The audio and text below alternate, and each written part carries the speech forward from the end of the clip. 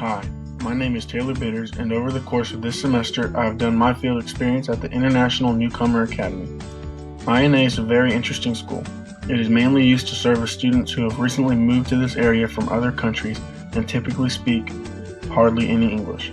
It is full of kids who come from over 30 different countries and speak over 30 different languages. INA hosts kids in grade levels between 6th and 9th grade. Also, these kids are mostly deemed as economically disadvantaged and also as high at-risk students.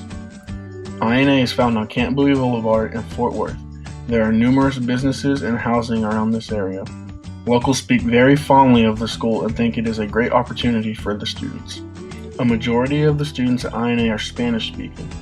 Mr. Alvarado, who is the teacher I work with, understands the students here are ELL, so he does what he can to simplify his lessons and strongly encourages them to speak and use English to the best of their abilities. I sit in a group of 4 students, but I work most with Miguel, who is my tutee.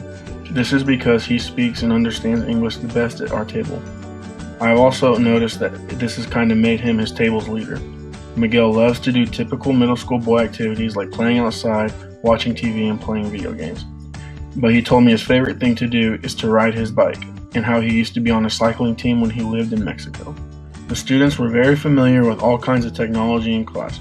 They used computers for assessments and quizzes, and they used smartboards during lecture. Some students would even be called on to do work on the smartboard in front of the class sometimes. Miguel and the other students did their best work when working hands-on with materials.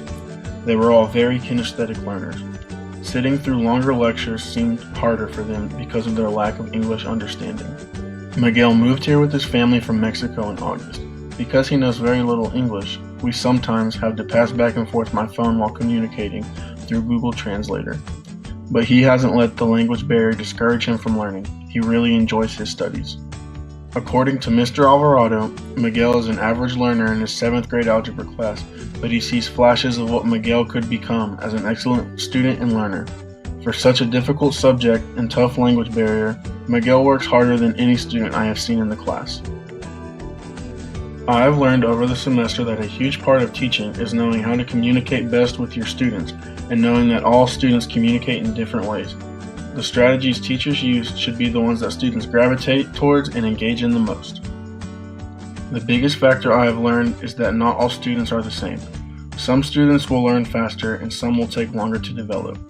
Teachers need to be patient with slower learners. My best teachers were the ones who taught us material and made sure we clearly understood it. They didn't just teach us out of a book and flip to the next page when we were done with the last. Being at INA has helped me realize I want to teach students so that they will comprehend what they are learning, not just memorize it so they can make it through the next quiz or test.